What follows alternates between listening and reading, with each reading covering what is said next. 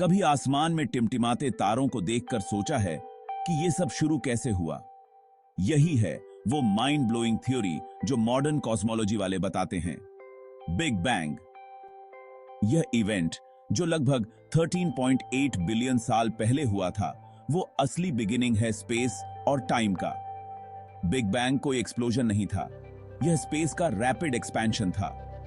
एक balloon imagine करो जिस पर डॉट्स बने हैं। जैसे जैसे आप बलून को फुलाते हैं, डॉट्स एक दूसरे से दूर होते जाते हैं, ठीक वैसे ही जैसे हमारे एक्सपैंडिंग यूनिवर्स में गैलेक्सीज एक दूसरे से दूर जा रही हैं। बिग बैंग के बाद यूनिवर्स एलिमेंट्री पार्टिकल्स का एक अकल्पनीय रूप से गर्म और घना सूप था। जैसे जैसे यूनिवर्स का एक्सपेंशन हुआ, यह ठंडा होता गया और एनर्जी पार्टिकल्स में कंडेंस होने लगी।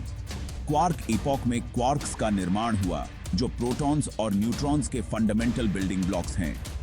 हेड्रॉन इपॉक में प्रोटॉन्स और न्यूट्रॉन्स का उद्भव हुआ, जिससे एटॉमिक न्यूक्लियाई का निर्माण हुआ।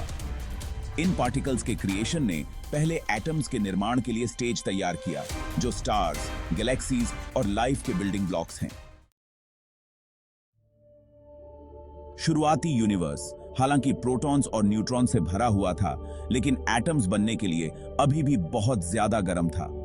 तेज गर्मी ने इलेक्ट्रॉन्स को उनके ऑर्बिट से छीन लिया, जिससे प्लाज्मा नामक चार्ज्ड पार्टिकल्स का एक समंदर बन गया। हालांकि जैसे जैसे यूनिवर्स का एक्सपेंशन और ठंडा होना जारी रहा, बिग बैंग के लगभग 380,000 ईयर्स बाद एक महत्वपूर्ण क्षण आया। आखिरकार टेम्परेचर इतना ज्यादा गिर गया कि इलेक्ट्रॉन्स एटॉमिक न्यूक्लियाई द्वारा कैप्चर किए जा सकें, जिससे पहले न्यूट्रल एटम्स का निर्माण हुआ। यह इवेंट, जिसे रिकॉम्बिनेशन के रूप में जाना जाता है, ने यूनिवर्स को एक ओपेक प्लाज्मा से एक ट्रांसपेरेंट कॉस्मिक कैनवस में बदल दिया। न्यूट्रल एटम्स के निर्माण के साथ लाइट आखिरकार यूनिवर्स में बिना किसी बाधा के यात्रा करने के लिए स्वतंत्र हो गई थी। यह पहली रोशनी, जो अरबों सालों से यात्रा कर रही है, आज भी एक फीकी आफ्टर ग्लो के रूप में डिटेक्ट की जा सकती है, जिसे कॉस्मिक माइक्रोवेव बैकग्राउंड (CMB) कहा जाता है। पहले एटम्स के निर्माण के बाद यूनिवर्स ने एक ऐसे पीरियड में प्रवेश किया जिसे डार्क एजेस के रूप में जाना जाता है।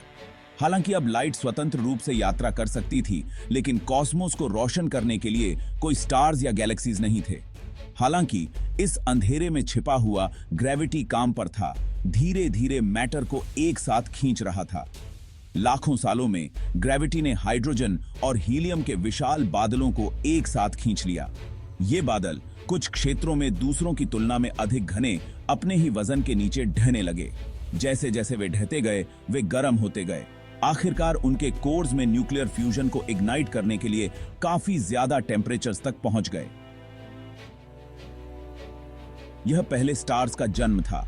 ये शुरुआती स्टार्स विशाल, अल्पकालिक दिग्गज थे, जो हमारे सूर्य से बहुत अलग थे। वे तेजी से जलते थे और फिर सुपरनोवाए के रूप में फट जाते थे। अपने कोर्स में बने भारी तत्वों के साथ आसपास के स्पेस की बुवाई करते थे।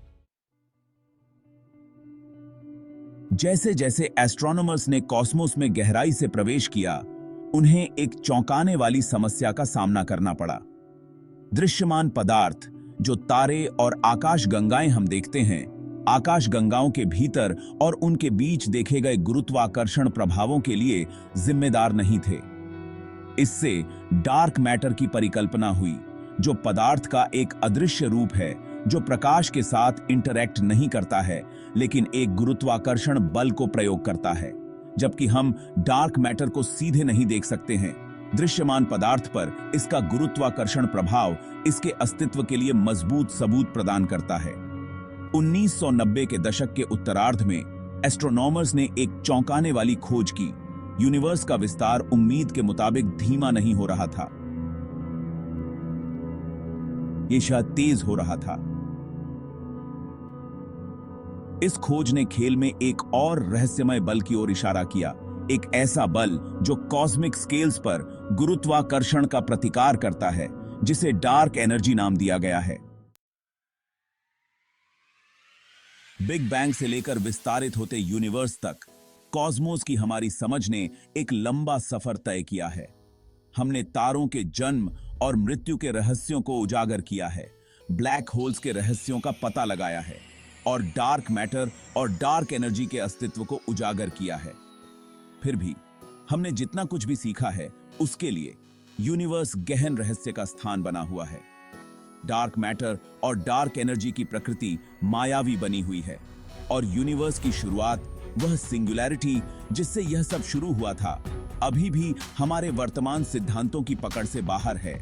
नए टेलीस्कोप्स और स्पेस मिशंस लगातार हमारे ज्ञान की सीमाओं को पीछे धकेल रहे हैं, यूनिवर्स में और अधिक गहराई से और समय में पीछे मुड़कर देख रहे हैं। हर नई खोज के साथ हम कॉस्मोस की विशालता और जटिलता और उसके भीतर अपनी जगह के लिए एक गहरी सराहना प्राप्त करते हैं।